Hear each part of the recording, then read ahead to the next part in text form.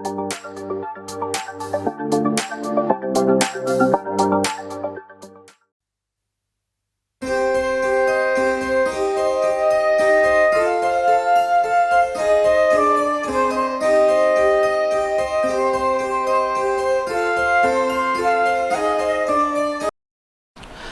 Lord. पुन्हा एकदा सर्वांचं मनपूर्वक स्वागत.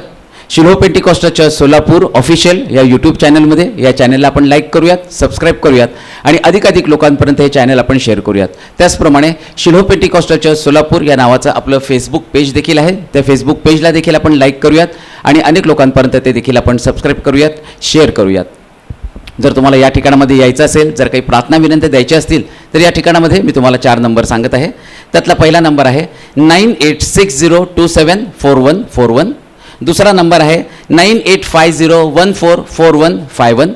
तिसरा नंबर आहे 9730319999 आणि चौथा नंबर आहे 9922882179. परमेश्वर अद्भुत कार्य करत आहे. मागील थोड्या दिवसामध्येच रिझल्ट लागला आणि शिलोह चर्चमधील जे 1ली ते 9वीचे सगळे विद्यार्थी होते, परमेश्वराच्या दयेने कृपेने सगळ्यांच्या प्रार्थनेच्याद्वारे सगळे उत्तम मार्कांनी पास झाले. आणि 2 दिवसापूर्वीच आपल्याला माहिती आहे 10वीचा देखील रिझल्ट लागला. आपल्या चर्चमधील भाऊ तेजस, आपले जे शिंदे काका आहेत त्यांचा तो नातू आहे, तो फर्स्ट क्लासमध्ये 10वीमध्ये पास झाला. म्हणून आपण सर्व गौरव परमेश्वराला देणार आहोत. त्याचप्रमाणे आपल्या चर्चमधील प्रिन्स वाघमारे आंटींचा नातू, तो देखील 78% त्याला मिळाले आणि परमेश्वराने त्याला प्रार्थनेच्याद्वारे उत्तम पास केलं. म्हणून आपण गौरव परमेश्वराला देणार आहोत. त्याचप्रमाणे आपल्या चर्चमधील प्रिशा सूर्यवंशी, गोडके आंटींची नात, तिला परमेश्वराच्या दयेकृपेने आणि प्रार्थनेने 88% मिळाले. म्हणून आपण सर्व गौरव परमेश्वराला देणार आहोत. आणि ही वेळ आहे परमेश्वराच्या वचनाची. आपल्यामध्ये पास्टर येत असताना आपण जोरदार टाळ्याने त्यांचं स्वागत करूया. मायवार निमित्तानं सर्व मातांना शुभेच्छा. परमेश्वर तुम्हाला आशीर्वादित करो.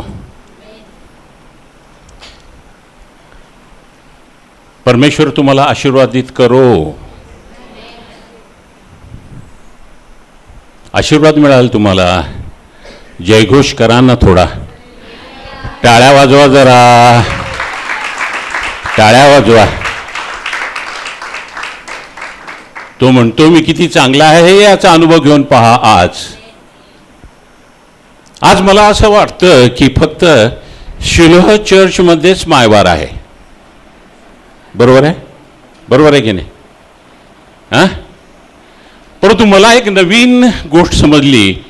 ज्याप्रमाणे इथं प्रार्थना चालली होती, त्यांनी असा उल्लेख केला की आज जगभरामध्ये मायवार साजरा केला जात आहे.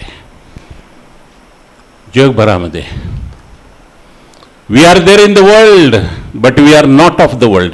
आम्ही जगामध्ये आहोत पण आम्ही जगाचे नाहीत. याचा अर्थ काय होतो? जगामध्ये पण मायवार करतात, आमच्या चर्चमध्ये पण मायवार करतात. मग ह्या दोन्हीमध्ये काय फरक आहे हो? मला सांगाल का कोणी? रोमक्रस 12 आणि 1, 2, 3 मध्ये सांगितलेले ह्या जगाशी समरोप होऊ नका, तर आपल्या मनाच्या नूतनीकरणानं नूतनीकरण केलं पाहिजे मनाचं. जगामध्ये सर्वत्र चाललेलं आहे मायवार. आज मायवार आहे, उद्या त्या मातेचं काय? विचार केला? विचार केला का? Have you decided the importance? आज एक दिवस मातेला डोक्यावरती आम्ही घेतो, उद्या काय त्या मातेचं?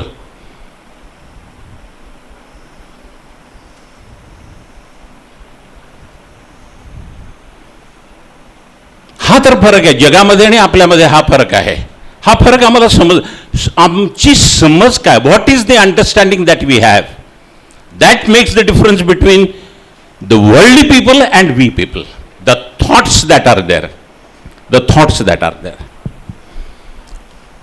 ते विचार अत्यंत महत्त्वाचे आहेत. ते विचार अत्यंत महत्त्वाचे आहेत. जगाचा दृष्टिकोन, लोकांचा दृष्टिकोन मातेकडे बघण्याचा दृष्टिकोन हा फार वेगळा आहे. जितका आम्ही मातेला इतकं साधारण समजतो तितकी ती साधारण माता नाहीये. हो, नाहीये. अजून आम्हाला त्याच्याबद्दल काही समजलेलं नाही.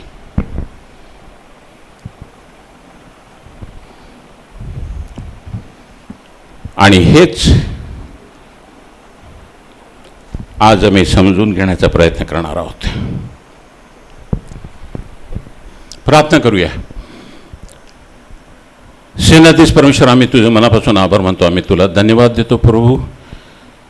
आज मायवारा निमित्तानं तू प्रत्येकांचे हृदय तू उघड, प्रत्येकांचं मन तू जाण प्रभू, आणि त्याप्रमाणे त्यांना तू ते प्रगटीकरण दे. पवित्र आत्म्या तू त्यांचं मन उघड, त्यांना शांती, सौख्य, आनंद दे. आणि जे काही प्रगटीकरण तू ह्या लेकरांसाठी, आम्हासाठी, सर्वांसाठी ठेवलेलं आहे ते प्रगटीकरण प्रत्येकांसमोर आज उघडं तू कर आणि तू सर्वांना आशीर्वादित कर. पवित्र आत्म्या, सेनाधीश परमेश्वरा, येशू ख्रिस्ताच्या नावामध्ये पवित्र आत्म्या, आम्ही सर्व काही तुझ्या हातामध्ये सोपवतो. तू आम्हाला चालव आणि तू आम्हाला आशीर्वादित कर. येशू ख्रिस्ताच्या थोर पवित्र गोड नावानं मागतो, म्हणतो एक आमेन. ओक्लेनमास्थे रो मोखोष्ठाका इत्रियला राप्रास्थे खोरानामांते एरियाग्रास्थे निनिमाखे लहत्री त्रोस्थान मकाला उस्बादया धनस्केतियलि मरांथलस्कोदा. परमेश्वर किती चांगला आहे याचा अनुभव घेऊन पहा, अशी मी प्रार्थना केली.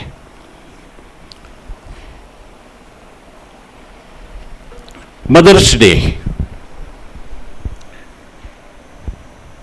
Mother's day. अनेक चर्चेसमध्ये आपण गेलो आणि त्या ठिकाणी आपण अनेक गोष्टी आपण ऐकल्या, मातेसंबंधाने आपण ऐकल्या. परंतु परमेश्वर आज आम्हाला कुठलं प्रगटीकरण देणार आहे याबद्दल आम्ही विचार केला पाहिजे. परमेश्वराचा विचार काय आहे तो आम्ही समजून घेतला पाहिजे.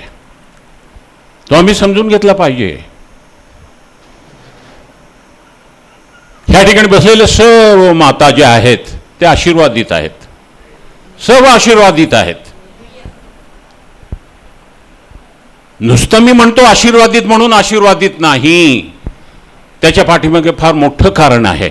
आणि ते कारण आज आपण जे परमेश्वराने त्या ठिकाणी आपल्यासाठी ठेवलेलं आहे शास्त्रामध्ये आहे.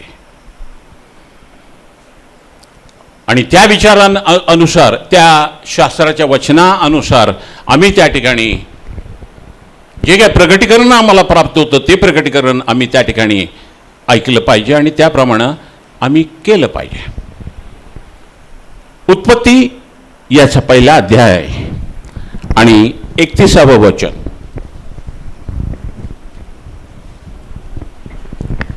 परमेश्वराचं वचन असं आहे, आपण केलेले सर्व फार चांगले आहे असे देवाने पाहिले. सर्व चांगलं आहे देवाने केलं आणि त्या ठिकाणी त्यांनी पाहिलं. सर्व चांगलं आहे असे देवाने पाहिले. आम्ही जे केलेलं आहे त्या ठिकाणी आम्ही डोळ्यांनी पाहिलं पाहिजे ते बरोबर आहे का नाही, ते चांगलं आहे का नाही. परमेश्वराची पद्धती जी आहे ती आम्ही अवलोकन केली पाहिजे. परमेश्वर जे काही करतो त्या ठिकाणी ते तो डोळ्यांनी पाहतो आणि त्या ठिकाणी त्यांनी पाहिलं आणि तो म्हणाला की सर्व फार चांगलं आहे असे देवाने पाहिले. फार चांगलं आहे, फार चांगलं आहे. संध्याकाळ झाली व सकाळ झाली, हा 6वा दिवस. 2:18 उत्पत्ती 2:18 1:31 झालं. आता 2:18 मग परमेश्वर देव बोलला, मनुष्य एकटा असावा हे बरे नाही. 6व्या दिवशी त्यांनी काय निर्माण केलं त्या ठिकाणी परमेश्वर काय बोलतो, देवांनी ते पाहिलं. 6व्या दिवशी जे काही त्यांनी निर्माण केलं ते त्यांनी पाहिलं आणि तो काय म्हणतो, सर्व चांगलं आहे. परंतु उत्पत्ती 2:18 मध्ये परमेश्वर देव बोलला, मनुष्य एकटा असावा हे बरे नाही. ह्या ठिकाणी जे काही त्यांनी केलेलं आहे त्यामध्ये तो म्हणतो मनुष्य एकटा असावा हे बरे नाही, बरे नाही, बरे नाही. काहीतरी त्या ठिकाणी त्रुटी आहे, काहीतरी त्या ठिकाणी कमतरता आहे. हे परमेश्वराचं सुज्ञान आहे. This the wisdom of God, this the wisdom of God. आणि त्यामध्ये तो म्हणतो की मनुष्य एकटा असावा हे बरे नाही, तर त्याच्यासाठी अनुरूप सहाय्यक मी करेन. सहाय्यक, अनुरूप सहाय्यक मी करेन म्हणजे काय?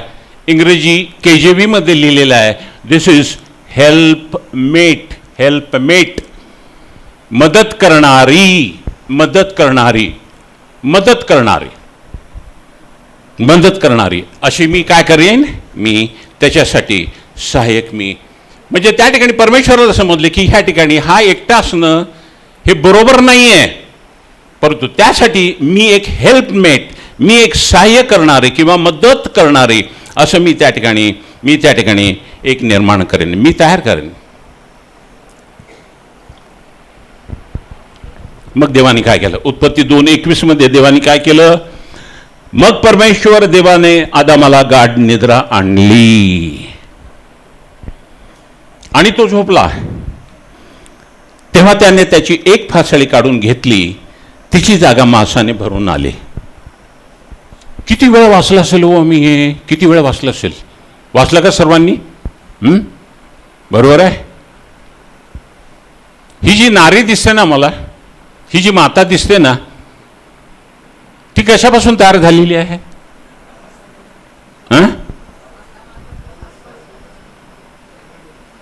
रिब रिब रिब फासळीपासून तयार झालेली आहे. बरोबर आहे. मग परमेश्वर देवाने आदामाला गाढ निद्रा आणली. गाढ निद्रा आणली म्हणजे काय केलं? मेडिकल टर्म मध्ये काय म्हणतो? General anaesthesia. General anaesthesia. झोपवलं त्याला, झोपवलं, झोपवलं त्याला, जनरल ॲनेस्थेशिया दिला. जनरल ॲनेस्थेशिया दिल्यानंतर काय होतं? काही समजत नाही हो, काही समजत नाही, काही समजत नाही. आणि तो झोपला तेव्हा त्याची एक फासळी काढून घेतली, तिची जागा मांसाने भरून टाकली. कोणी शस्त्रक्रिया केलेली आहे या ठिकाणी? परमेश्वराने केले. म्हणजे हे ऑपरेटेड, त्यांनी ऑपरेशन केलं, ह्या मानवावरती त्यांनी ऑपरेशन केलं. म्हणाला हा एकटा राहणं हे बरोबर नाही आहे, त्याला कोणतरी एक सोबतीण पाहिजे, सहकारी करणारी पाहिजे, मदत करणारी पाहिजे. आणि त्या ठिकाणी त्यांनी काय केलेलं आहे? त्याला गाढ निद्रा आणली आणि तो झोपला तेव्हा त्यांनी त्याच्यावर शस्त्रक्रिया केली, एक फासळी काढून घेतली, तिची जागा मांसाने भरून आली. हे परमेश्वराने केलेलं आहे, हे शास्त्रामध्ये लिहिलेलं आहे, हे शास्त्रामध्ये लिहिलेलं आहे. उत्पत्ती 2:22 मध्ये परमेश्वर देवाने आदामाची फासळी काढून तिची स्त्री बनवली आणि तिला आदामाकडे नेले. ह्या ठिकाणी ही माता परमेश्वराने निर्माण केलेली आहे. माता, स्त्री निर्माण केली कशापासून? त्या फासळीपासून. आणि ती बनवल्यानंतर परमेश्वराने ती माता आपल्याकडे घेतली नाही, किंवा स्त्री आपल्याकडे, ती नारी आपल्याकडे घेतली नाही. ती नारी काय केलं? कोणाकडे नेली? आदामाचा हक्क आहे तिच्यावरती. कारण का? आदामाच्या त्या फासळीमधून तिला तयार करण्यात आलेलं आहे आणि परमेश्वराने आदामाला आदर दिलेला आहे. आम्ही पण शिकलं पाहिजे की एकमेकांना आम्ही आदर कसा द्यायचा हे आम्ही ह्यावरून शिकलं पाहिजे. आणि त्याच्याकडे ती नेल्यानंतर उत्पत्ती 2:23 मध्ये तेव्हा आदम म्हणाला, आता ही मात्र माझ्या हाडातले हाड व मांसातले मांस आहे, हिला नारी म्हणावे, कारण ती नरापासून बनवली आहे. नर बनवलं नाही, परमेश्वर नर बनवलं नाही, नरापासून बनलेली आहे म्हणून तिला नारी म्हणायचं, कारण ही नरापासून बनवलेली आहे, हिला नारी म्हणावे, हिला नारी म्हणावे.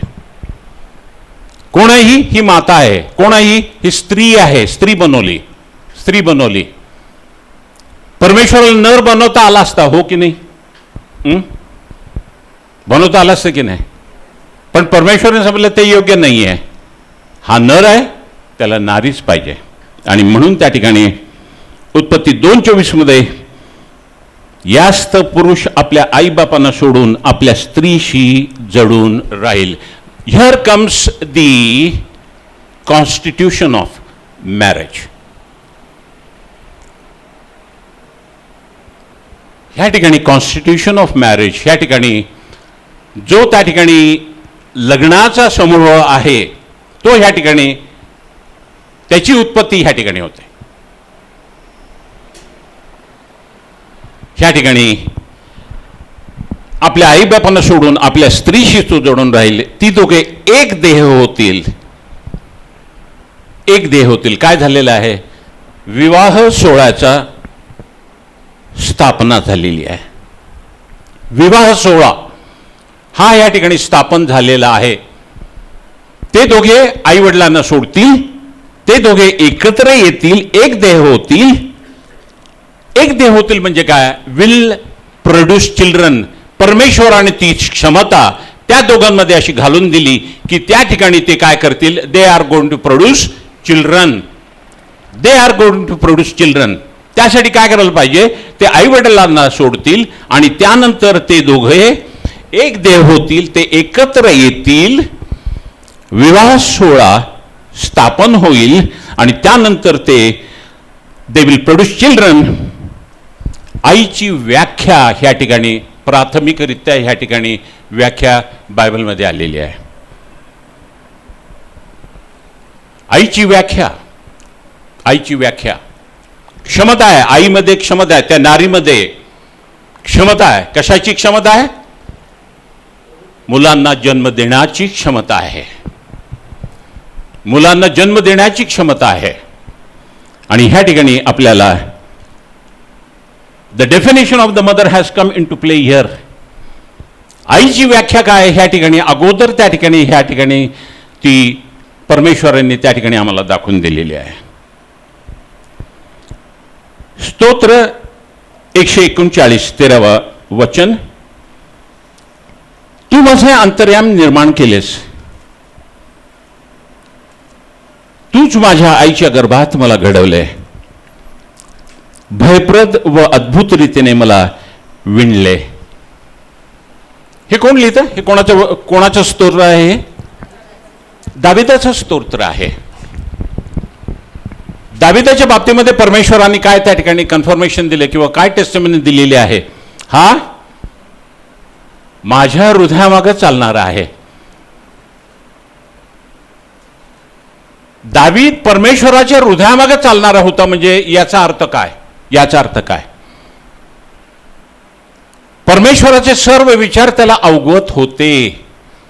परमेश्वराच्या हृदयामध्ये जे काही चाललेलं असे ते त्याला माहीत असत.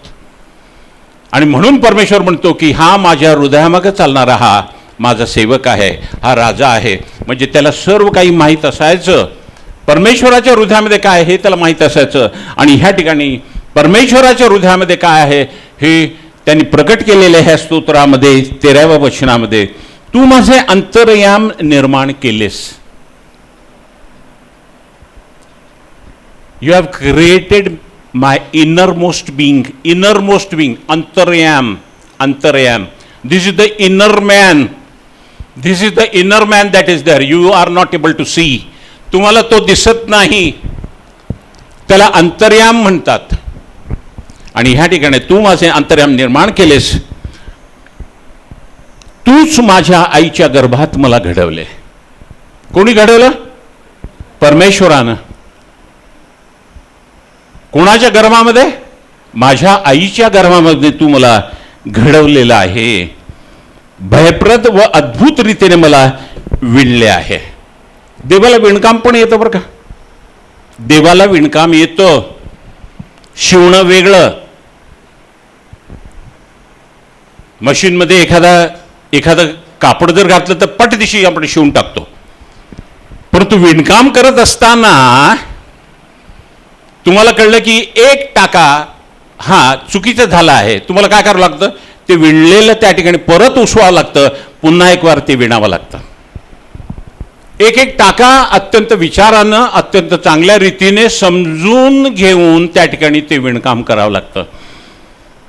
परमेश्वराने मला शिवलंय माझ्या मातेच्या उदरामध्ये असं तो म्हणाला नाही दावीद. तो काय म्हणाला, मला त्याने घडवलं, मला त्याने विणलेलं आहे. एखादा मनुष्य जाऊन बघा, एखादा वरवंटा किंवा एखादा पाटा त्या ठिकाणी घडवत असताना त्याला काय करावं लागतं, तर छन्नी आणि हातोडाने एक एक एक एक टाका त्याला मारावं लागतं. एक एक एक एक टाका मारल्यानंतर ते त्या ठिकाणी ज्या प्रमाणात ते पाहिजे त्याप्रमाणे परमेश्वर आम्हाला घडवतो. कुठे घडवतो? मातेच्या उदरामध्ये विणतो.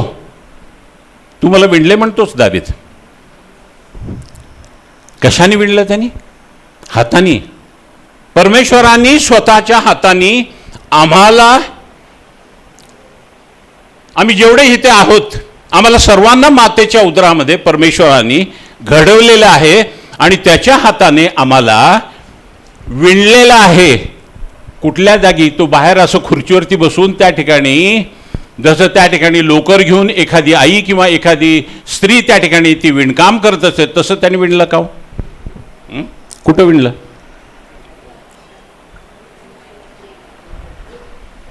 आईच्या उदरामध्ये. का दुसरं ठिकाण नव्हतं का त्याला? दुसरं ठिकाण नव्हतं? दुसऱ्या ठिकाणी तो विणकाम करू शकला असता. बरोबर आहे की नाही? बरोबर आहे की नाही? मग कुठं जावं लागलं त्याला? आईच्या उदरामध्ये जाऊन त्याने आम्हाला विणलेलं आहे. बघा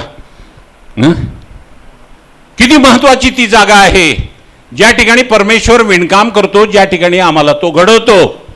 कुठली जागा आहे ती? मातेचं उदर. त्यालाच काय म्हणतात? कुस.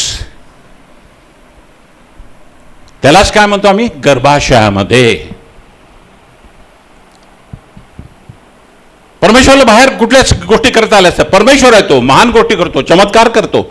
त्याला त्या गोष्टी तिथं करता आल्या असत्या, परंतु तिथं त्यांनी केलेलं नाही. त्या ठिकाणी त्यांनी काय केलेलं? जर मला घडवायचं असेल तर माझ्या आईच्या उदरामध्ये परमेश्वराने मला विणलं आणि त्या ठिकाणी मला घडवलं. किती महिने लागले त्याला? 9 महिने लागले. 9 महिने परमेश्वर त्या मातेच्या उदरामध्ये होता आणि त्या उदरामध्ये परमेश्वर काय करत होता? जे काही त्या मातेच्या उदरामध्ये ते लेकरू आहे, त्या लेकराला तो घडवत होता आणि त्या लेकराला तो काय करत होता? विणत होता. हा परमेश्वर आहे. परमेश्वर आहे. किती चांगला आहे बघा तो. याचा अर्थ 9 महिने परमेश्वर कोणाच्या सान्निध्यामध्ये असतो? मातेच्या सान्निध्यामध्ये तो असतो. तुम्हाला स्पर्श होत असतो तरी तुम्हाला ते समजत नाही, लक्षात येत नाही. कुठं हालचाली चालू असतात? तुमच्या उदरामध्ये त्या गोष्टी चालू असतात. तुमच्या उदरामध्ये ते घडण तो करत असतो. तुमच्या उदरामध्ये त्या ठिकाणी तो विणत असतो. आज युलिसे हात विणले, उद्या तो नाक विणणार, तिसऱ्या दिवशी तो डोळे विणणार.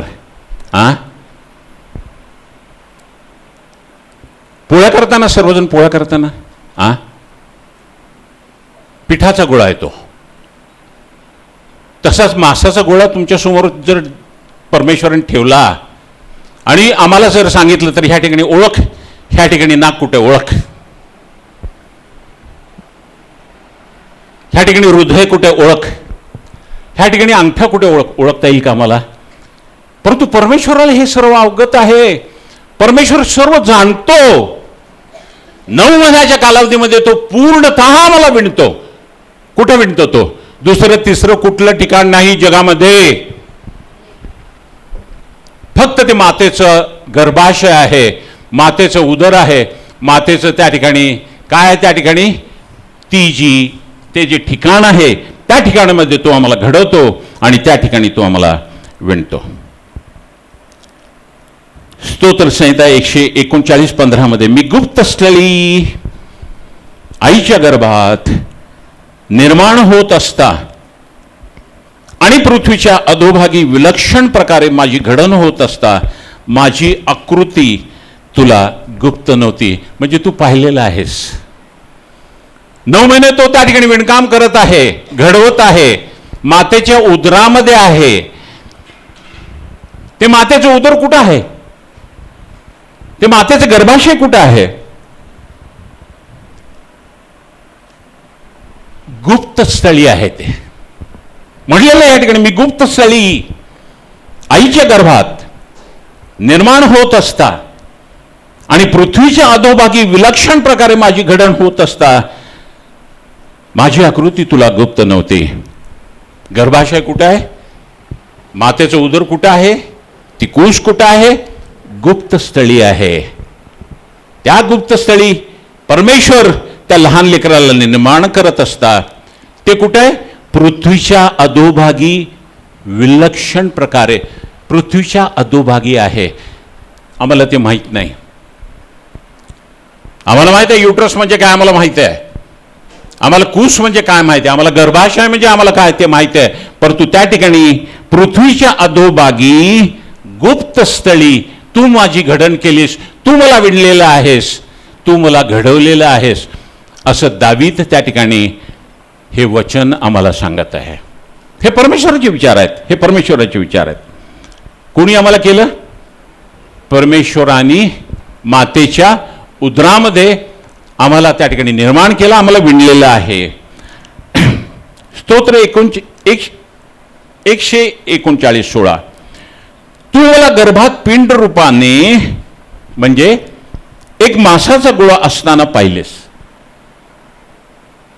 मासाचा गोळा आहे, आईच्या उदरामध्ये मासाचा गोळाप्रमाणे आहे. परंतु त्या ठिकाणी परमेश्वर त्या ठिकाणी दावीद म्हणतो तू मला पाहिलंस.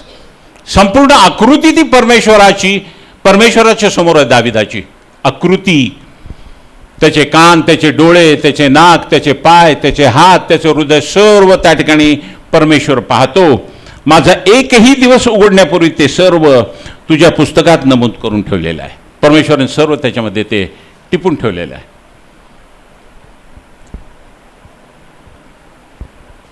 आजकाल एखादा कागदपत्र जर पाहिजे जर असेल, कॉर्पोरेशनमध्ये घेतलं, आमचा 7/12 द्यावं.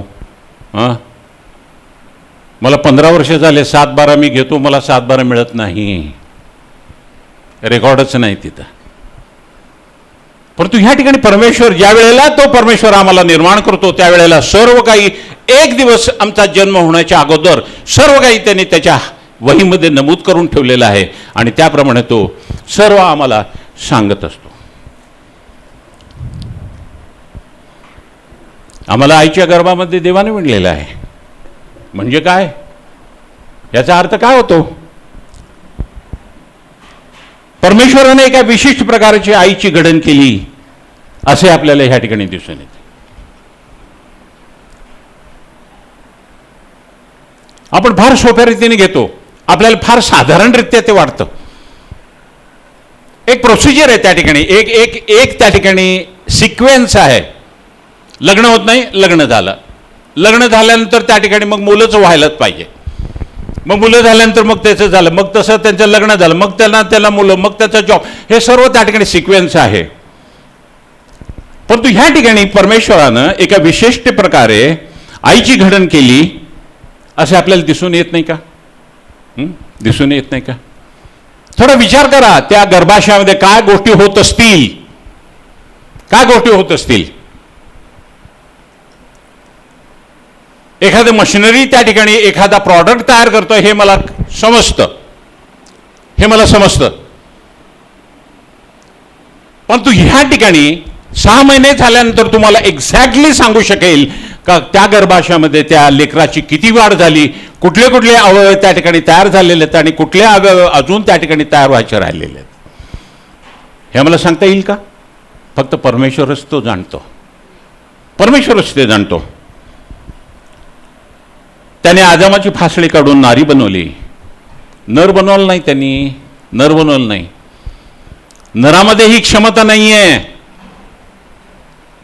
पुरुषामध्ये ही क्षमता नाही आहे, ही फक्त क्षमता नारीमध्ये आहे. नारीमध्ये आहे. नारीचे वैशिष्ट्य काय? देवांनी त्याच्या गौरवासाठी नारीला बनवलेलं आहे. तुम्ही ही गोष्ट समजून घ्या मातांनो, ही गोष्ट तुम्ही समजून घ्या. परमेश्वरांनी आपल्या गौरवासाठी तुम्हाला निर्माण केलेलं आहे. तुम्हाला निर्माण केलेलं आहे जेणेकरून परमेश्वराला तिच्याकडून त्याला सदैव गौरव प्राप्त होईल. सदैव गौरव प्राप्त होईल.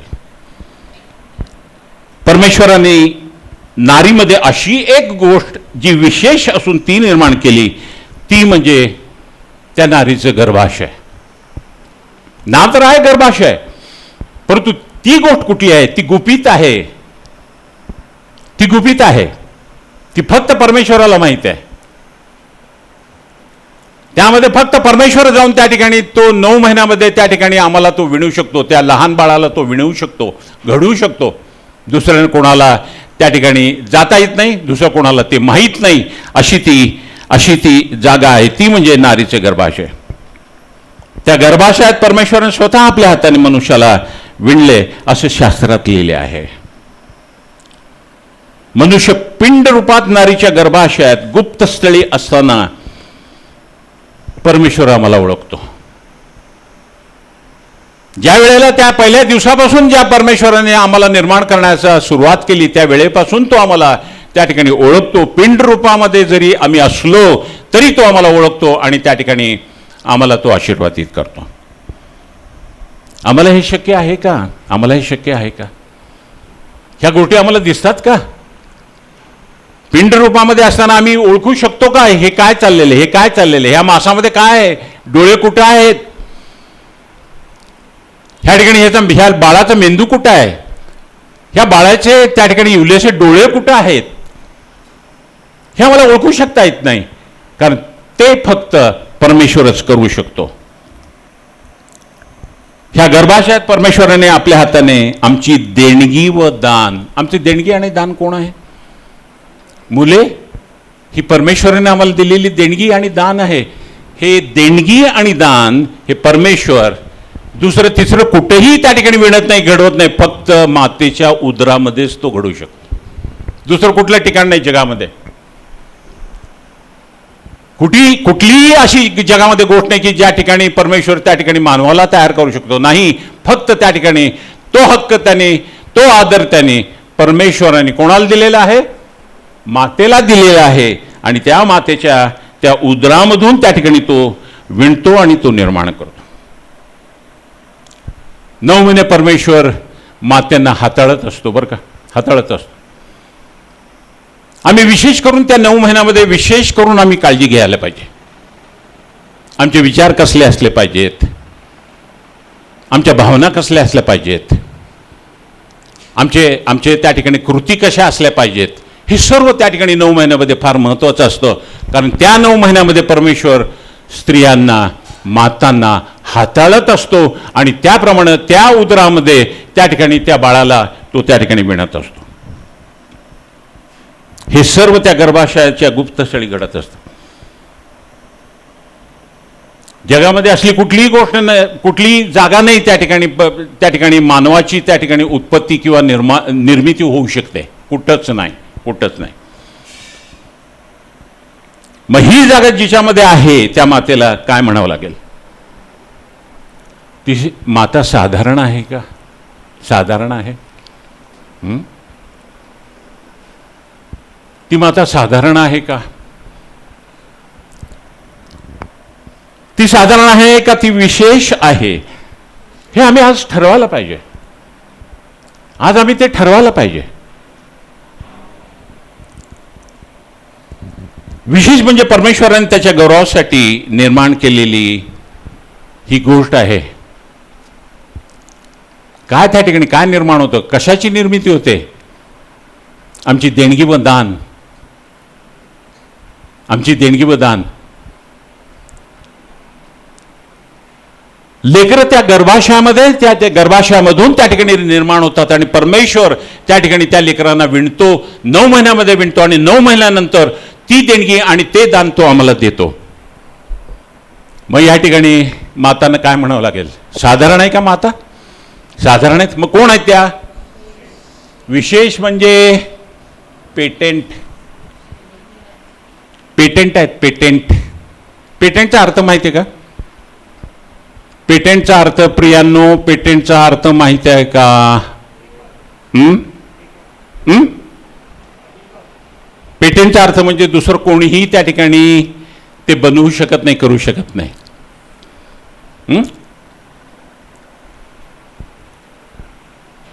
मातांनो, तुम्ही पेटेंट आहात.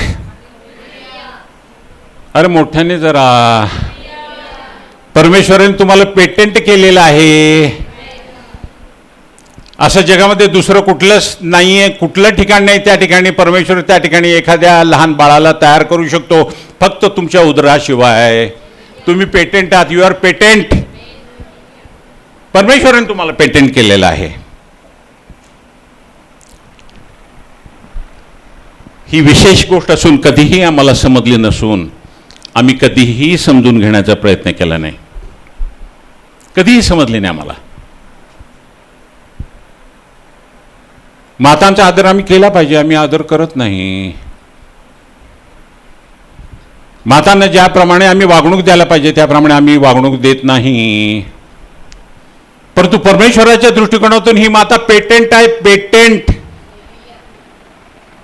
पेटेंट आहे. पेटेंट आहे. फक्त मातेच्या द्वारे त्या ठिकाणी तिच्यामध्ये एक अशी गोष्ट परमेश्वराने त्या ठिकाणी टाकलेली आहे. त्याच्यामध्ये तो स्वतः, दुसरे नाही. देवदूत जाऊन त्या ठिकाणी विणकाम करत नाहीत. परमेश्वर स्वतः जातो, आपल्या त्या हाताने त्या ठिकाणी तो विणकाम करतो आणि 9 महिन्यानंतर ते आम्हाला प्रेझेंटेशन करतो. ते इतकं सुंदर असतं, ते पाहिल्यानंतर मातेला समजतं ते काय आहे ते.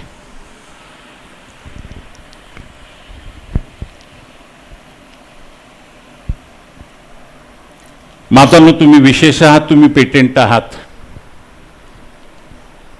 तुम्ही आम्हाला दिलेले परमेश्वराकडून अत्यंत अनमोल देणगी असून आम्ही येथे बसलेल्या सर्व मातांना शुभेच्छा देतो. परमेश्वराला धन्यवाद देतो. आमेन. फार मौल्यवान आहात तुम्ही. फार मौल्यवान आहात. आज त्या ठिकाणी परमेश्वराने ह्या ठिकाणी नेमणूक केलेली आहे आणि त्याप्रमाणे परमेश्वर ह्या वेदीवरनं तुम्हाला सांगत आहे की तुम्ही साधारण नाही. तुम्ही साधारण नाही.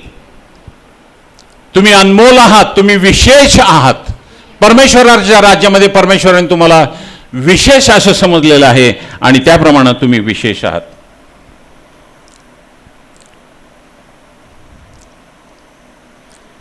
परमेश्वराने देखील ह्या गुप्त स्थळाचा म्हणजे मातेच्या उदराचा आपल्या प्रिय पुत्रासाठी, येशू ख्रिस्तासाठी उपयोग केला व मरियाला पवित्र आत्म्याच्या द्वारे गर्भरूप करून पित्याने येशूला मरियाच्या उदरात 9 महिने गुप्त स्थळी विणले.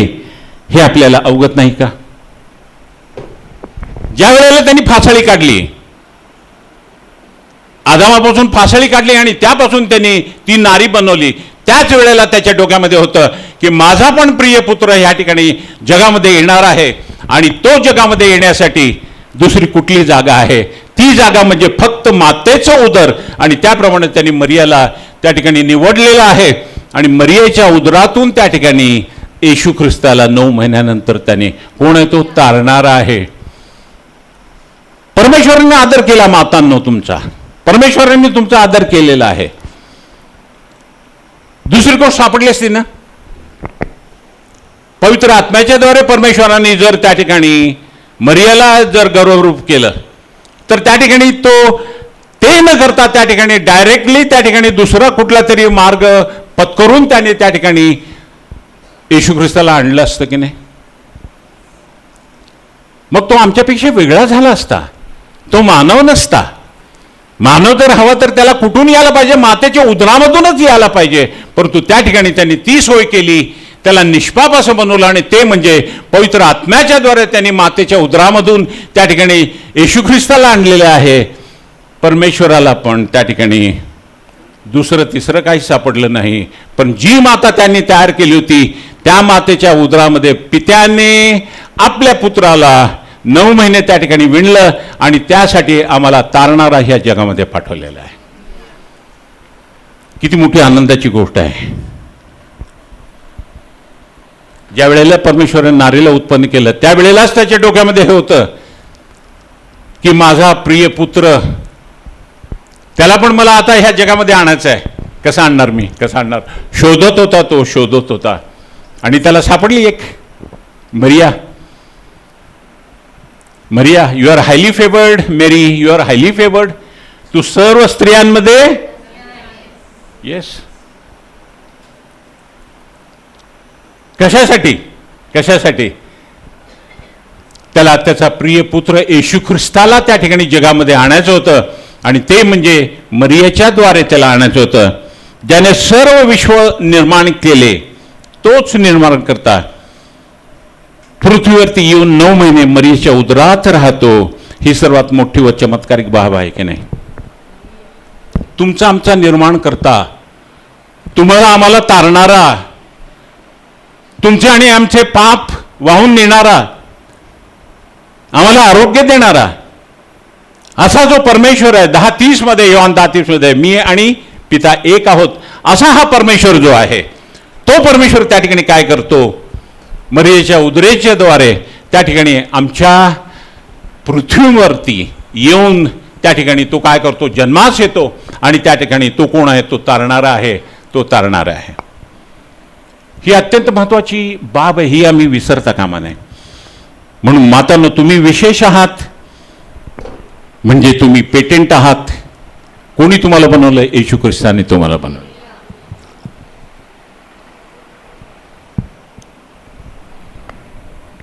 1 पेत्र 3:6 मध्ये परमेश्वराचे वचन सांगते की मातांनो, तुम्ही सारेच्या कन्या आहात, सारेच्या कन्या आहात तुम्ही. म्हणून तुमची शोभा बाहेरून दिसणारी नसावी, तर जो सौम्य व शांत आत्मा देवाच्या दृष्टीने बहुमूल्य आहे, जो तुम्हामध्ये आहे, त्याची म्हणजे अंतःकरणातील गुप्त मनुष्यपणाची अविनाशी शोभा असावी. कुठला आत्मा असला पाहिजे? सौम्य व शांत आत्मा. त्यांनी काय केलं पाहिजे? मातांनी त्या ठिकाणी सुशोभित केलं पाहिजे. ही कुठली शोभा आहे? ही न कोमजणारी शोभा आहे, ही अविनाशी शोभा आहे आणि त्याप्रमाणे ती शोभा असली पाहिजे. कुठलं? सौम्य व शांत आत्मा असला पाहिजे. 1 पेत्र 3:1-2 मध्ये तसेच स्त्रियांनो, तुम्हीही आपापल्या पतीच्या अधीन असा, यासाठी की कोणी वचनाला अमान्य असेल तरी तुमचे भिडस्तपणाचे निर्मळ वर्तन पाहून ते वचना वाचून आपल्या स्त्रियांना वर्तनाने मिळवून घेतले जावे, तारले जावे. या ठिकाणी काय? मातांनो, तुमच्या हातामध्ये पतींचं त्या ठिकाणी तारण तुमच्या हातामध्ये आहे. तारण तुमच्यामध्ये आहे. एक मोठी जबाबदारी मातांना दिलेली आहे, परमेश्वराने दिलेली आहे. जे पती आहेत त्यांचं सर्वांचं तारण कोणाच्या हातामध्ये आहे? मातांच्या हातामध्ये. पतींनो, हे विसरू नका, हे विसरू नका. कारण ते तरी तुमचे भिडस्तपणाचे निर्मळ वर्तन पाहून, कोणाचे? मातांचे निर्मळपणाचे भिडस्त, त्या ठिकाणी भिडस्तपणाचे निर्मळ वर्तन पाहून वचना वाचून आपल्या स्त्रियांच्या वर्तनाने मिळून घेतले जातील. ते पती जे आहेत, जे अनबिलिव्हर्स आहेत किंवा जे बिलिव्हर्स आहेत, परंतु त्या ठिकाणी अजून त्यांच्यामध्ये फरक पडला नाही किंवा बदल झालेला नाही, असं सर्वांचं तारण ते कोणाच्या हातामध्ये आहे? मातांच्या हातामध्ये आहे. ही फार मोठी जबाबदारी आहे. परमेश्वराने तुम्हाला विशेष केलेला आहे, विशेष केलेला आहे. सर्वात महत्त्वाची बाब ही पतीनं जाणून घ्या की आमचे तारण माताच्या हाती आहे, म्हणून त्यांचा आदर करणे ही फार महत्त्वाची बाब आहे. का आदर करायचा? का आदर त्यांचा करायचा? का त्यांचा आदर करायचा? आपल्या पतीच्या अधीन असणे म्हणजे काय? जगी पतीच्या म्हटले काय इथं? सर्वजण असतात त्याप्रमाणे ते मला विचारतात त्या ठिकाणी काय आहे? जो आमचा पती आहे त्याच्या अधीन आम्ही होणं हे आहे का? हे लिहिलेलं नाही त्या ठिकाणी. ही गोष्ट जगी गोष्ट नाही त्या ठिकाणी, ही आध्यात्मिक गोष्ट आहे. आपल्या पतीच्या अधीन असा, आपल्या पतीच्या अधीन असणे म्हणजे काय, नेमकं काय आहे त्या ठिकाणी, काय लिहिलेलं आहे त्याच्यामध्ये. स्तोत्र संहिता 45, 10 आणि 11 मध्ये ह्याचं उत्तर आहे. स्तोत्र संहिता 45, 10 आणि 11 मध्ये, अगं कन्ये ऐक, लक्ष दे, कान लाव, तू आपले लोक व आपल्या बापाचे घर ही विसर. Marriage is very important. लग्न झालं 2 महिने झाले, त्या ठिकाणी काही नीट चाललं नाही, त्या ठिकाणी लगेच मुलगी येते, आपल्या घरी जाते, आईकडे जाते, आईकडे राहते, अनेक वर्ष घरामध्येच राहते. काय सांगितलं इथं, अगं कन्या ऐक, लक्ष दे, कान लाव, तू आपले लोक व आपल्या बापाचे घर हे विसर. घर विसर, आपल्या आईचे घर, आपल्या बापाचे घर हे विसर, म्हणजे राजा तुझ्या सौंदर्याचा अभिलाषी होईल. राजा कोण राजा आहे, आमचा राजा कोण आहे, येशू ख्रिस्त हा आमचा राजा आहे. तो तुझ्या सौंदर्याचा अभिलाषी होईल. जोपर्यंत आम्ही ते घर सोडून त्या ठिकाणी आम्हाला ज्या घरामध्ये दिलेलं त्या घरामध्ये येत नाही आणि त्या घरामध्ये आम्ही स्थिर राहत नाही, परमेश्वरची योजना ही आहे, तोपर्यंत त्या ठिकाणी परमेश्वर तुझा सौंदर्याचा अभिलाषी होणार नाही. पुढे काय लिहिलं, तो तुझा पती आहे, तो तुझा पती आहे, तो तुझा पती आहे, म्हणून त्याच्या चरणी लाग, त्याच्या चरणी लाग. कोण आहे हा, हा देव आहे, आमचा परमेश्वर, जिवंत प्रभू परमेश्वर आहे, त्याच्या चरणी आम्हाला लागायला सांगितलेलं आहे. पतीच्या अधीन हो म्हणजे कोणाच्या अधीन हो, परमेश्वराच्या अधीन हो म्हणलेलं आहे. एस्तेर फार सुंदर होती, फार सुंदर होती, फार सुंदर होती ती. आणि त्या ठिकाणी काय झालेलं आहे, तिचे सर्व बांधव जे आहे सुसामध्ये, तिथे सर्व इस्रायली बांधव जे आहेत ते सर्वांना त्या ठिकाणी फरमान आलेलं आहे की त्यांचं त्या ठिकाणी कत्तल करण्यात येणार आहे. काय केलं तिने, कोण होती ती, ती पत्नी होती, ती माता होती, ती पत्नी होती, कोणाची, त्या राजाची ती पत्नी होती, सुंदर होती, राजाला फार आवडत असे. मग गेले असते, राजाकडे गेले असते, त्या ठिकाणी राजाने फरमान केलं होतं की 1 महिना कोणी येऊन मला भेटायचं नाही. बरोबर आहे, नियम फार कडक होते. मग त्या ठिकाणी काय झालेलं आहे, त्या ठिकाणी काय झालेलं आहे, त्याच्याकडे गेली, त्याच्याकडे गेली का, कुठे गेली ती.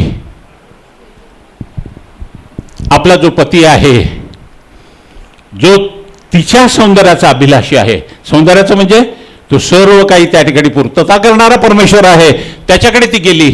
हा म्हणाला, काय म्हणाली त्या ठिकाणी, तू पण जा, तू पण प्रार्थना कर, तू पण उपास कर, मी पण त्या ठिकाणी 3 दिवस 3 रात्र मी प्रार्थना करते, सर्व काय करते. कोणाकडे गेली, अगोदर तिचा पती जो आहे त्याच्या अधीन ती झालेली आहे, तिच्या अधीन ती गेली, उपास प्रार्थनेमध्ये ती गेली, आणि त्यानंतर ती बाहेर येते आणि ती म्हणते मी मेले तर मेते, आत्ता मी जाईन. नियम फार कडक होते, कोणी जाऊ शकत नव्हतं, गेलं तर त्या ठिकाणी कत्तलच होत, मानच त्या ठिकाणी कापून टाकणार. परंतु त्या ठिकाणी ती म्हणते की मी आता मेले तर मेले. त्या ठिकाणी ती जाते आणि त्या ठिकाणी सर्व आपले बांधव जे सुसामधले जे बांधव आहेत सर्वांचं त्या ठिकाणी तिने तारण केलेलं आहे तिच्याद्वारे. परंतु त्या ठिकाणी तिने आपला जीव त्या ठिकाणी धोक्यामध्ये घातलेला आहे. पण तो जीव धोक्यामध्ये घालण्याच्या अगोदर ती कोणाच्या अधीन झाली, आपल्या पतीच्या अधीन. मातांनो, तुम्हाला समजायला पाहिजे, जसं त्या ठिकाणी एस्तेरने त्या ठिकाणी आपल्याला आपल्या जीवित प्रभू परमेश्वर जो आपला पती आहे, जो आपल्या सौंदर्यामध्ये, जो आपल्या सर्व हिताचं त्या ठिकाणी त्याला माहिती आहे, त्याच्याकडे आपण त्या ठिकाणी काय केलं पाहिजे, अगोदर आपण त्याला अधीन झालं पाहिजे. आणि त्याला अधीन झाल्यानंतर त्या ठिकाणी मग तुम्ही दुसरी कुठली कामं करा. त्या ठिकाणी ती राजाकडे गेली, राजाकडे गेल्यानंतर राजाने तिचं फरमान ऐकलेलं आहे आणि त्याप्रमाणे त्याला कोणाला फाशीवरती लटकवलं, हामानाला. आमची प्रार्थनाच ऐकली जात नाही, आमच्या गोष्टीच होत नाही. हो, काय सांगितलेलं अगोदर, आपल्या पतीच्या अधीन राहा, हे समजून घ्या. जगिक पतीच्या नाही सांगितलं, जगिक पतीच्या अधीन नाही सांगितलं. तुम्ही पेटेंट आहात. पती कुठून जन्माला येतात? मातेच्या उदरामधून. तुम्ही महत्वाचे आहात. परमेश्वराच्या दृष्टीने तुम्ही महत्वाचे आहात. तुम्ही पेटेंट आहात. तुमचा आदर आम्ही करायला शिकलंच पाहिजे. परमेश्वर जर तुमचा आदर करतो, त्या ठिकाणी आपल्या प्रिय पुत्राला जर त्या ठिकाणी मातेच्या उदरामधून जर आणतो, तर आम्हाला ही गोष्ट समजली पाहिजे आणि त्याप्रमाणे आम्हाला मातेचं त्या ठिकाणी आदर कसा करायचं हे आम्ही शिकलं पाहिजे. 1 शमूएल 1:11 हन्ना म्हणाली, हे सेनाधीश परमेश्वर, तू आपल्या ह्या दासीच्या दुःखाकडे खरोखर अवलोकन करशील, माझी आठवण करशील, आपल्या दासीला विसरणार नाही, आपल्या दासीला पुत्र संतान देशील, तर त्याच्या आयुष्यभरासाठी मी त्याला परमेश्वराला समर्पित करीन आणि त्याच्या डोक्यावरती वस्त्रा फिरवणार नाही, असे तिने निमस केला. लेकरं नाहीत या ठिकाणी हन्नाला, लेकरं नाहीत. हन्नाने काय केलेलं त्या ठिकाणी? हन्नाने परमेश्वरावरती प्रीती केली. कधी प्रीती करायची? ज्या वेळेला आम्हाला त्या ठिकाणी आमची प्रार्थना ऐकली जात नाही, त्या ठिकाणी आम्हाला आशीर्वाद नाही, त्या ठिकाणी तिने काय केलेलं? परमेश्वराला त्या ठिकाणी ती समर्पित झालेली आहे. परमेश्वरावरती तिने प्रीती केली व तिने काय केलेलं आहे? आपलं हृदय परमेश्वराला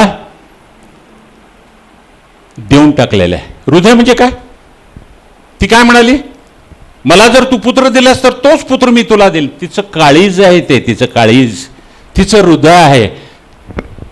एखाद्या स्त्रीला, एखाद्या मातेला त्या ठिकाणी संतान जर नसेल आणि ते अनेक वर्षानंतर तिला जर ते प्राप्त झालं असेल, तिला जर परमेश्वराने दिलं असेल, तर ती ते संतान सोडते काय? संतान सोडेल? अहो, रात्रभर दिवसभर ती त्याला घेऊन बसेल. परंतु हन्नानी काय केलेलं ह्या ठिकाणी? हन्नानी काय केलेलं त्या ठिकाणी? परमेश्वराला ते समर्पित केलं. म्हणजे आपलं हृदय काढून दिल्यासारखं त्या झालेलं आहे. जर हृदय जर काढलं त्या शरीरामधून, त्या ठिकाणी ते शरीर मृत होतं आणि त्याप्रमाणे तिची अवस्था तशी झाली.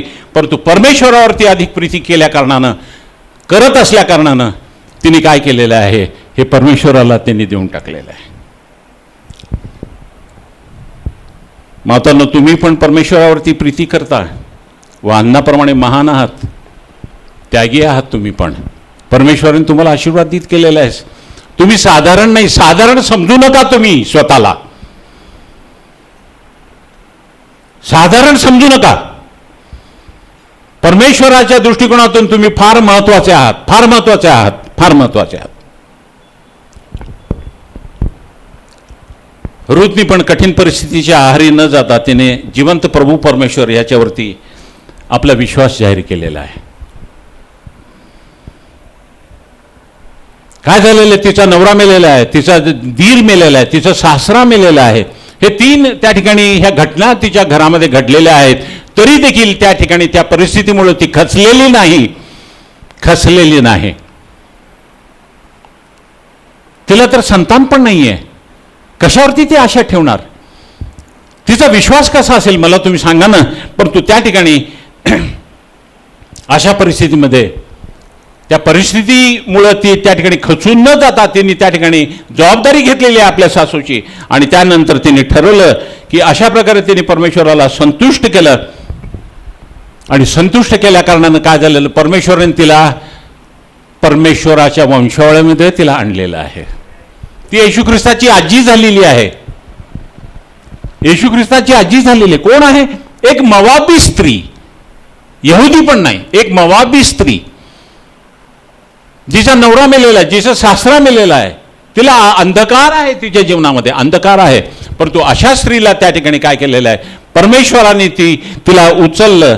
आणि त्या ठिकाणी रूथ 1:16 म्हणते, मला सोडून जा आणि माझ्या मागे न येता परत जा, असं मला आग्रह करू नकोस. 9 ती म्हणते, तुम्ही जेथे जाल तेथे मी जाईन, तुम्ही जेथे राहाल तेथे मी राहीन, तुमचे लोक ते माझे लोक, तुमचा देव तो माझा देव. माझा देव. माता आहे, ती माता आहे. मुलं आहे का तिला? नाही. परमेश्वराला तिने कोसलं असतं, पुष्कळ त्या ठिकाणी तिला परमेश्वराला तिने नावं ठेवले असते. परंतु परमेश्वर तसं ती तिने नावं ठेवलेलं नाही आणि त्याप्रमाणे तिने काय केलेलं आहे, तिने ती जबाबदारी घेतली आपल्या सासूची आणि त्या ठिकाणी तिने काय केलेलं आहे, तुमचा देव तो माझा देव, तुमचे लोक ते माझे लोक. मातांनो, परमेश्वराची व परमेश्वरावरती तुमची असलेली निर्मळ प्रीती व विश्वास या कारणास्तव तुम्ही परमेश्वराच्या वंशावळीमध्ये आला आहात. आमेन. परमेश्वराने तुम्हाला त्याच्या वंशावळीमध्ये आणलेला आहे. तुम्ही साधारण नाही, तुम्ही विशेष आहात, विशेष आहात, विशेष आहात, विशेष आहात. 2 तिमोथी 1:5 मध्ये त्या ठिकाणी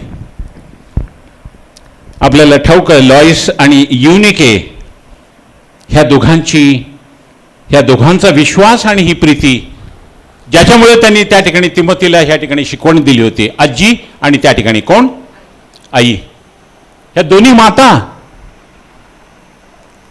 मातेने आपल्या पुत्रीला त्या ठिकाणी शिकवलेलं आहे, विश्वास आणि प्रीतीमध्ये त्या ठिकाणी उत्तीर्ण केलेलं आहे आणि त्याप्रमाणे ते दोघं मिळून त्या ठिकाणी आपला जो त्या ठिकाणी मुलगा आहे, जे संतान आहे, त्याला विश्वासामध्ये आणि प्रीतीमध्ये ते वाढवतात. 2 तिमोथी 1:5 मध्ये तो विश्वास पहिल्याने तुझी आजी लॉईस हिच्या ठायी होता, तुझी आई युनिके हिच्या ठायी होता आणि तोच तुझ्याही ठायी आहे असा मला भरोसा आहे. हाच विश्वास आमच्या लेकरांमध्ये पण असणं गरजेचं आहे. दुसऱ्या कुठल्याही गोष्टी शिकवायला जाऊ नका, परंतु त्या ठिकाणी विश्वास आणि प्रीती ह्या दोन्ही गोष्टी त्या ठिकाणी त्यांना शिकवणं फार अत्यंत गरजेचं आहे. का गरजेचं आहे? विश्वास आणि प्रीती ह्या ठिकाणी जेव्हा परमेश्वर मनुष्याचा पुत्र येणार आहे त्याला विश्वास आढळेल काय? विश्वास आढळणार नाही, मंडळीमध्ये नाही, चर्चेसमध्ये त्याला विश्वास आढळणार नाही. हे सत्य आहे, हे वचन आहे.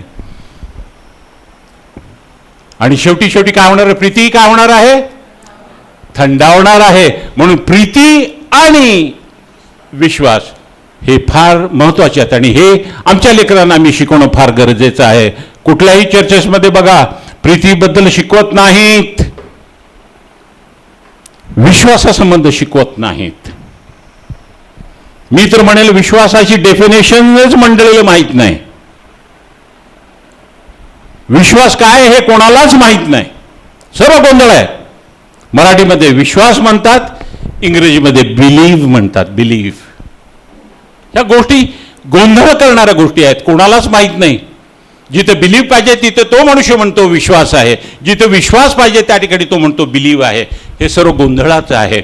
आणि त्यामुळं विश्वास आणि प्रीती हे शिकवणं, कारण विश्वास जो आहे त्याच्याशिवाय परमेश्वराला संतुष्ट करता येत नाही. आणि तो विश्वास त्या ठिकाणी कार्यरत जर व्हायचा असेल तर आमच्यामध्ये प्रीती असणं फार गरजेचं आहे. हे दोन्ही त्या रेल्वे ट्रॅक प्रमाणे हे एकत्र जातात, त्यांना विभक्त आम्ही करू शकत नाही.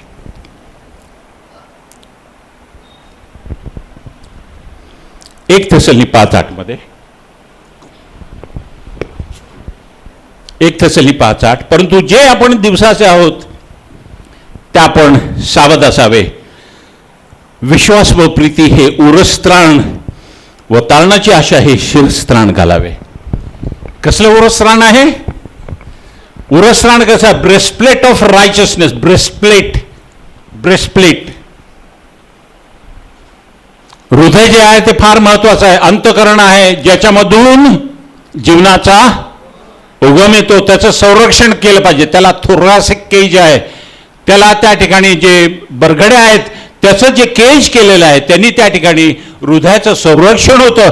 परंतु आध्यात्मिकरित्या जर ह्या अंतःकरणाचं संरक्षण करायचं असेल, कारण की त्याच्यामधून आमचं आयुष्य काय होणार आहे, आमचं जीवन, आमचं सक्सेस, आमचं सर्व त्याच्यामधून येतं आणि ते जे आहे त्याचं संरक्षण आम्हाला करणं फार गरजेचं आहे. आणि ते संरक्षण करण्यासाठी आम्हाला उरस्त्राण किंवा ब्रेस्टप्लेट कशाचं आम्हाला पाहिजे? विश्वास व प्रीती हे उरस्त्राण. विश्वास व प्रीती, love and faith, these are the 2 things that makes the breastplate that protect the heart, that protect the heart. परमेश्वराचं राज्य कुठे आहे हो? कुठे आहे ते परमेश्वराचं राज्य? झालं ना परवा? कुठे आहे? आमच्या अंतःकरणामध्ये आहे. Where the kingdom of God is there within you आमच्यामध्ये ते आहे. प्रार्थना कशी करता तुम्ही? प्रार्थना करताना असंच ताठ मान करून करता का नाही? त्या ठिकाणी डोकं खाली करता. कुठे आहे अंतःकरण? The kingdom of God is there within you. परमेश्वर कुठे आहे? पवित्र आत्मा कुठे आहे? He is there in you. That's why you bow down and you give him reverence. त्या ठिकाणी आम्ही त्याला त्या ठिकाणी काय करतो? आम्ही त्याला आदर करतो. आणि त्याप्रमाणे विश्वास व प्रीती हे उरस्त्राण आहे. आणि त्यामुळं त्या उरस्त्राण जो विश्वास आणि प्रीतीचा आहे त्यांनी आमचं अंतःकरणाचं संरक्षण केलं. मातांनो, तुम्ही पण लुईस युनिके याप्रमाणे विश्वासू असून प्रीतीमध्ये मुळावलेले असून आपण आपल्या लेकरांना विश्वास व प्रीतीचे उरस्त्राण घालण्यास शिकवावे अशी परमेश्वराची तुमच्या प्रती इच्छा आहे, जेणेकरून त्यांच्या हृदयाचे संरक्षण होईल, कारण हृदयामधून जीवनाचा उगम होतो. जर लेकरं चांगले पाहिजे असतील, जर लेकरं चांगले त्या ठिकाणी चांगल्या मोठ्या हुद्द्यावरती पाहिजे असतील, जर लेकरं चांगलं त्यांच्या जीवनामध्ये चांगलं व्हायचं जर असेल, तर त्यांना फक्त 2 गोष्टी शिकवण्याचं अगत्य आहे. ते पण मातांकडून. ते काय?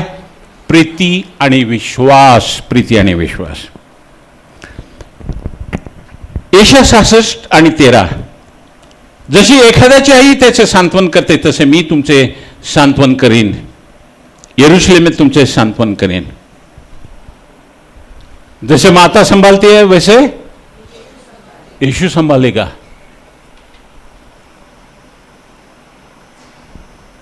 जैसे यीशु संभालता है वैसे माता संभालेगी क्या?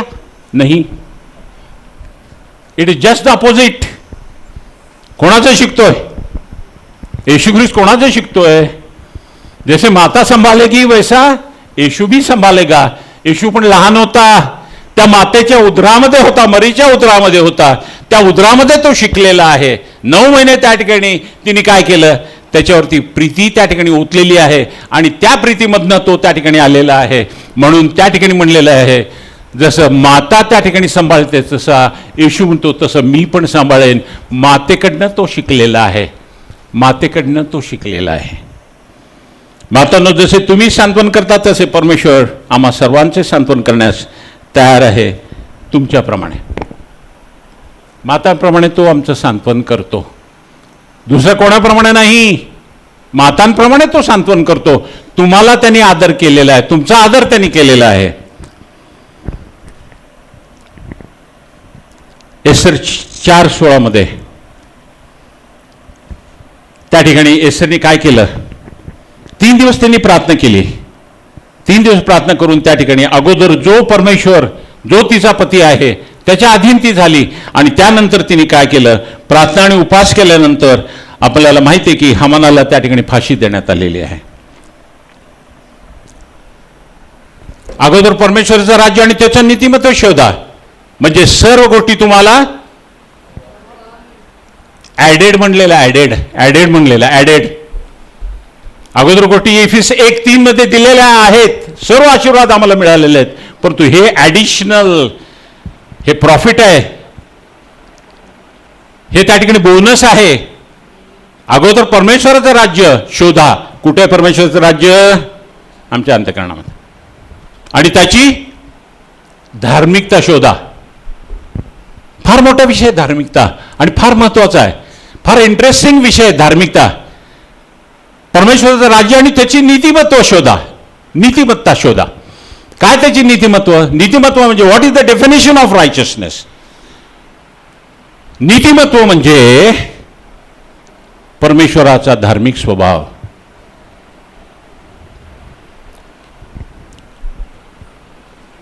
तो मनुष्य किती घाणेरडा वागत असेल, किती वाईट करत असेल, तरी तो त्याला शासन करत नाही. आमच्या पातकाच्या मनानं त्यांनी आम्हाला कधीच शासन केलं नाही. पश्चिमेपासून जितके दूर आहेत तिथे त्याने आमचे अपराध आम्हापासून दूर केलेले आहेत. तो आमच्यावरती प्रीतीचे हे प्रमाण देतो की आम्ही पापी असता तो आमच्यासाठी मरण पावला. हे काय? हे सर्व त्याचं नीतिमत्व आहे. हे सर्व त्याचं नीतिमत्व, चांगुलपणा आहे त्याचा, चांगुलपणा हे त्याचं नीतिमत्व आहे. आणि हेच नीतिमत्व त्यांनी काय केलेलं आहे आम्हाला? आमचं नीतिमत्व घाणेरडे चिंध्याप्रमाणे घाणेरडं होतं, परंतु त्यांनी आम्हाला त्याचं नीतिमत्व आम्हाला दिलेलं आहे. आणि ते नीतिमत्व आमच्यामध्ये आहे, आणि ते नीतिमत्व प्रमाणे आम्ही चालले पाहिजे. नीतिमत्व म्हणजे काय?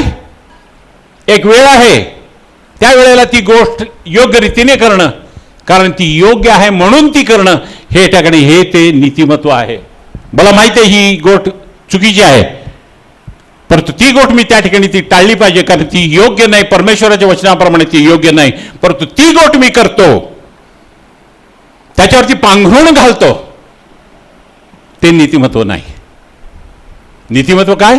ती गोष्ट बरोबर नाही, ती गोष्ट वाईट आहे आणि त्या गोष्ट त्या ठिकाणी मी टाळायला पाहिजे. शमशोनाला सांगितलं होतं, तू त्या ठिकाणी तुला शास्त्र नेमलेलं आहे, तू कुठं राहायचं, त्या ठिकाणी तू यरुशलेममध्ये तिथं राहायचं आणि जी मेंढरं दिलेली आहे त्याच्याकडे लक्ष दे.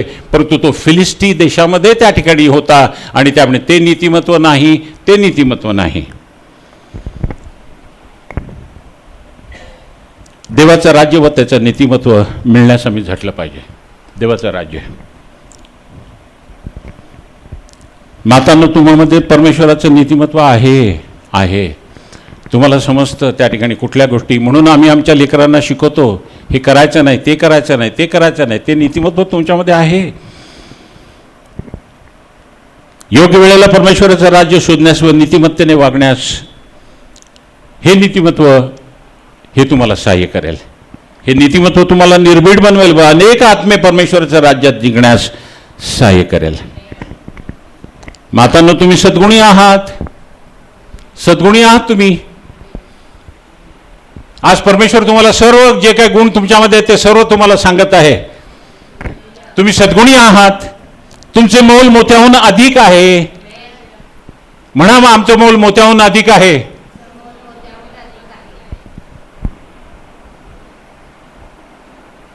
बाकीचे काय झाले?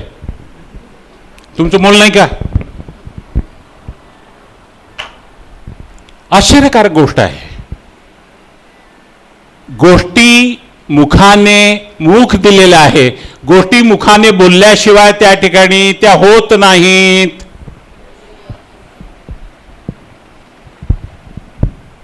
फार मोठी गोष्ट आहे. फक्त पुढच्या बेंचचे फक्त आवाज मला आले. मौल्यवान आहोत आम्ही. तुमचे मोल मोत्याहून अधिक आहे. तुमचा दिवा रात्रीस मालवणार नाही. काय म्हणले मी? माळू दे का? मग मी असं म्हणल्यानंतर तुम्ही काय म्हणायला पाहिजे? होय, आमचा दिवा कधीही रात्रीस माळवणार नाही, हे म्हणल्यानंतर ते तुम्हाला उपयोगी होतं. मी म्हणल्यानंतर नाही.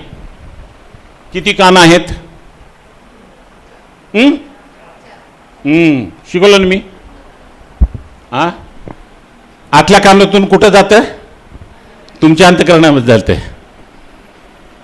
बाहेरच्या कानाने नाही. तुम्ही बोलल्यानंतर तुमच्या ऐकू येतं, तुमच्या आतल्या कानाने जातं. आतल्या कानाने ते आत गेल्यानंतर तुम्ही बोलल्यानंतर ते तुमच्या जीवनामध्ये उपयोगी होतं आणि त्याप्रमाणे ते उपयोगी करून घेण्यासाठी तुम्हाला हे बोलणं फार गरजेचं आहे. मी म्हणलं तुमचा दिवा रात्रीस मालवणार नाही.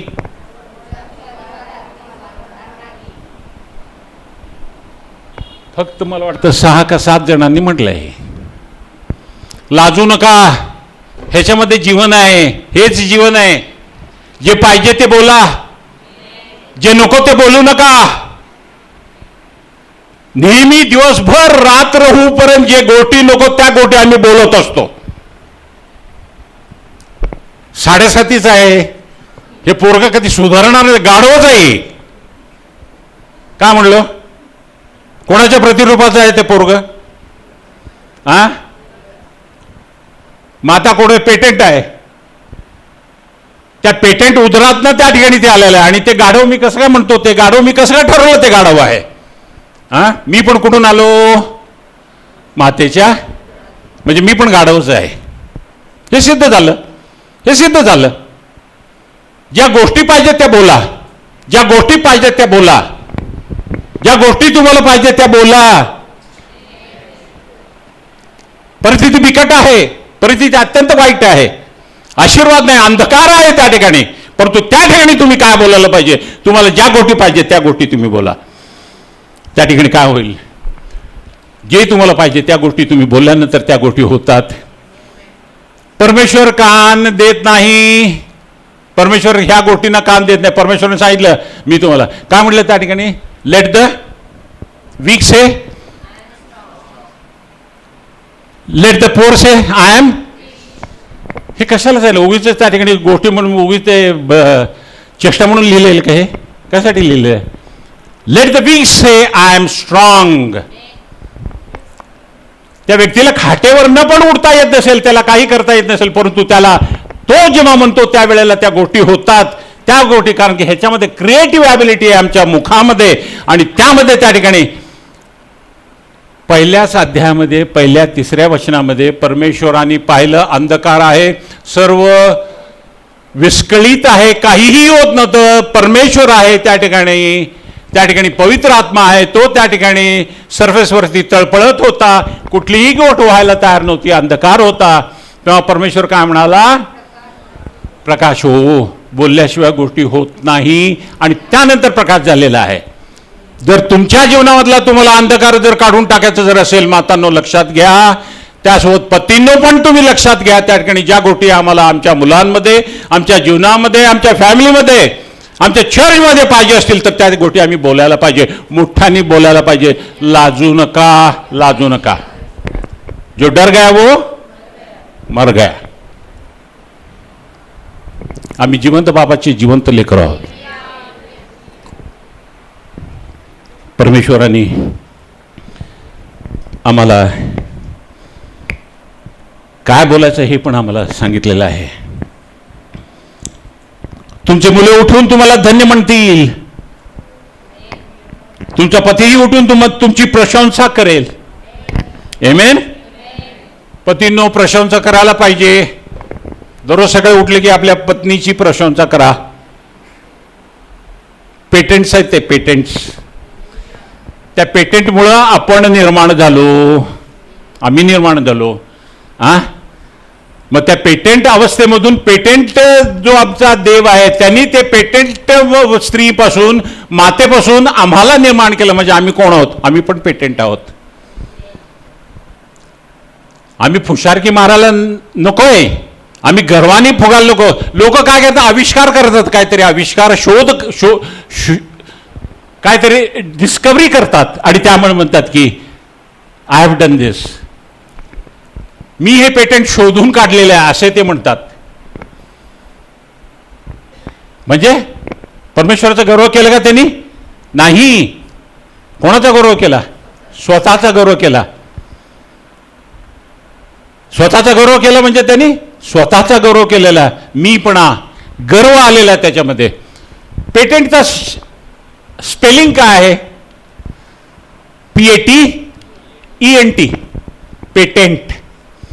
Patent, PATENT, patent.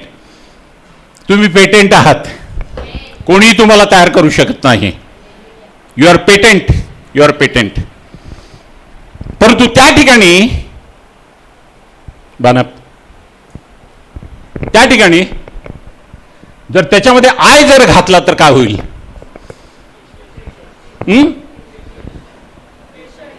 पेशंट. मग आम्ही पेटेंट आहोत का पेशंट्स आहोत? मग त्या ठिकाणी आय जर गेला, मीपणा जर गेला, त्याच्यामध्ये जर गर्व जर गेला पेटेंटमध्ये, त्यांनी जरी आविष्कार केला तरी तो कोण झाला? पेशंट झाला तो. योबाचं 29वं वचन, 29वा अध्याय वाचा तुम्ही. मी सांगत नाही त्या ठिकाणी. सर्व मीपणा मीपणा मीपणा मीपणा मीपणा मीपणा मीपणा आहे त्या ठिकाणी. आणि त्यामुळे काय झालं? सर्व त्या ठिकाणी काय झालेलं? सर्व गमावून बसलेला आहे तो. कळलं का? तर ह्या ठिकाणी काय आहे? तुम्ही कोण आहात? तुम्ही पेटेंट आहात. तुमचा पतीही उठून तुमची प्रशंसा करून म्हणेल, बहुत स्त्रियांनी सद्गुण दाखवले आहेत, परंतु तुम्ही त्या सर्वांहून वरचढ आहात, असं तुमचे पती तुम्हाला म्हणतील. वरचढ आहात, सर्वांपेक्षा तुम्ही वरचढ आहात. कारण देवानी तुम्हाला निर्माण केलेलं, देवानी तुम्हाला पेटेंट असं निर्माण केलं. मातांनो, तुमच्या हाताचे श्रमफल तुम्हाला नक्की लाभो. एमेन. जितके एमेन म्हणतील तितक्यांना तुम्हाला आशीर्वाद प्राप्त होईल. आज मी सांगतो, I am very strict about this. हा आवाज वाढायला पाहिजे. पतीनं काय झालं त्या ठिकाणी? तुम्ही त्यांना साथ दिलीच नाही. हा, नुसतं त्यांनाच पाहिजे का ते? नाही, आम्ही पण त्यांना साथ दिली पाहिजे ना. ते साथ देतात ना. 3 वेळेला सकाळी ब्रेकफास्ट तयार होतो, दुपारी जेवण तयार होतं, रात्री त्या ठिकाणी भोजन तयार होतं, त्या ठिकाणी बरोबर वेळेवरती येतं. तरी देखील आम्ही हे सुंदर झालं किंवा ते सुंदर झालं, ही भाजी चांगली झालं असं काय म्हणत नाही. एक दिवस असं नक्की करा तुम्ही. काय करा? गव्हाचं पीठ किंवा ज्वारीचं पीठ त्या ठिकाणी ताटामध्ये, त्या ठिकाणी दोडके वांगे काय असेल ते तसेच त्या ठिकाणी आणायचे. त्या ठिकाणी सर्व मसाला जो आहे तो तसाच आणायचा. त्या वाटीमध्ये त्या ठिकाणी तेल आहे ते तसंच त्या ठिकाणी तेल आणायचं आणि घ्या म्हणायचं, खा म्हणा, खा. अरे काय केले हे? काय केले? थकून भागून आलेले असतात, गावावरून दूर. हे काय हे काय? आजपर्यंत तुम्ही आमची कधीही प्रशंसा केली नाही हो. आम्ही पेटेंटेड आहोत. देवाने आम्हाला निर्माण केलंय. प्रत्येक वेळी आम्ही आमचे श्रम घालून त्या ठिकाणी घाम गळत असतो, तरी देखील आम्ही तुम्हाला योग्य वेळेला चांगलं गरम करून आम्ही खाऊ घालतो. तरी देखील कोणीही त्या मातेची प्रशंसा करत नाही. तिला इतकं अपेक्षित आहे. आज ही खीर नवीन केलेली आहे. माझ्या नवऱ्याने ही ओळखली पाहिजे, ही कशाची आहे, कशाची केलेली आहे. गुलाबजाम तयार करता तुम्ही, चांगले त्या ठिकाणी करता, रात्रभर त्या ठिकाणी पाकामध्ये घालून त्या ठिकाणी भिजवून ठेवता आणि दुसऱ्या दिवशी चांगले करून देता. कशाला ते करायचं? रात्री पाकामध्ये घालायचंच नाही. ते जसं ते केलेलं तसं त्यांना खायला द्या ना. खायला द्या त्यांना. काय म्हणतील ते? आवडेल का त्यांना? काय करावं लागतं? त्या पाकामध्ये बुडून ठेवावं लागतं रात्रभर. काय होतो तो पाक? एवढा मोठा डब्यामध्ये ठेवलेला असतो तो पाक. काय होतो? कमी होतो. कुठे गेला? गुलाबजामुनमध्ये. तसं पतींनो, जे प्रेम आहे ते त्या मात्यांना दाखवा. त्यांच्यामध्ये ते प्रेम झिरपू दे. ते प्रेम झिरपू दे. तिला कोण केलेलं आहे त्या ठिकाणी? हेल्पमेट. हेल्पमेट काय म्हणलं मी? हेल्पमेट म्हणजे मदतनीस का हेल्मेट म्हणलं? आर यू हेल्मेट और हेल्पमेट? हेल्मेट. आपली जागा इथं नाही, आपली जागा अंतःकरणामध्ये आहे. Women, you are blessed. मातांनो, तुम्ही आशीर्वादित आहात. तुम्ही त्या ठिकाणी पेटेंट आहात. तुम्ही परमेश्वराचे विशेष त्या ठिकाणी बनवलेले आहात. आम्हाला आजपर्यंत त्या ठिकाणी, मी आज ह्या ठिकाणी प्रिस्ट या नात्यानं ह्या ठिकाणून मी बोलतो, आजपर्यंत आम्हाला हे गुज समजलेलं नाही. परमेश्वराने ते गुज आम्हाला सांगितलं. त्यामुळे आज आम्ही तुमचा आज विशेष करून ह्या विशेष दिवशी आज आम्ही आदर करतो. तुमचा आदर फक्त ह्या दिवसासाठी नाही, परंतु त्या ठिकाणी एका दिवसासाठी नाही. तुम्ही patent. You are forever and ever you are patent because you are the children of God. Amen. God bless you. मोठ्याने परमेश्वराला टाळ्या द्या. परमेश्वराला टाळ्या द्या. परमेश्वर चांगला आहे. त्याचा अनुभव आम्ही आज घेतला आणि आम्हाला समजलं, हा मायवार फक्त आज दिवसासाठी नाही. तुम्हाला तुमचं महत्त्व समजलेलं आहे. तुम्ही जर नाही तर त्या ठिकाणी परमेश्वराला पण तुमची आवश्यकता लागली हो. परमेश्वराला पण तुमची आवश्यकता लागली आणि म्हणून तुम्ही त्या ठिकाणी का आहात? तुम्ही फार विशेष आहात आमच्यासाठी. आम्ही सर्वजण तुमचा आदर करतो. परमेश्वराला धन्यवाद देतो. God bless you all. Amen.